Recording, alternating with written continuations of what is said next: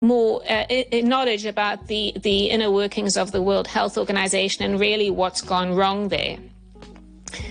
I can continue with that if you like. Certainly COVID highlighted all of this because during COVID, what really struck me and others was that the World Health Organization wasn't actually following evidence-based guidelines. It wasn't actually following evidence. There wasn't evidence for a lot of the measures that they were recommending. And what also was apparent was how our governments around the world were just following their recommendations and policies. So, we had a sort of a situation where there was this power dynamic where there was this World Organization that was dictating what countries should and shouldn't do, and then what the people in the countries should do, whether or not there was actually a pandemic in those countries or a COVID issue. And we've learned now that many countries didn't actually have any issues with COVID. There wasn't really a pandemic. And in actual fact, the WHO didn't they declared the pandemic without actually the legal and lawful requirements to declare a state of emergency.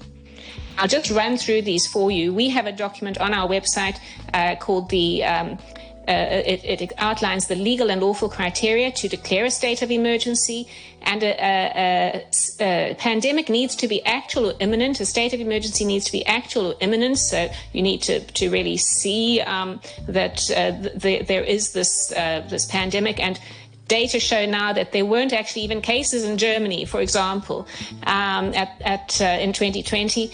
It has to involve the whole nation.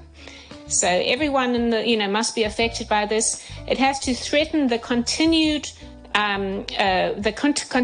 of normal life in society, and that life is in danger of extinction. And ordinary measures for curtailing, the issue, for example, treating an individual in a hospital environment need to be inadequate. So none of those criteria were actually met with the COVID pandemic. I'm now putting inverted commas around it because it really is under question whether there was a legitimate emergency or not. And obviously what was then recommended because of the emergency context, these experimental genetic COVID-19 vaccines were rolled out on the back of this declaration. And so, this is really under scrutiny now by independent scientists and doctors and lawyers worldwide, because it's now really clear that there wasn't the conditions to roll out such an experimental intervention.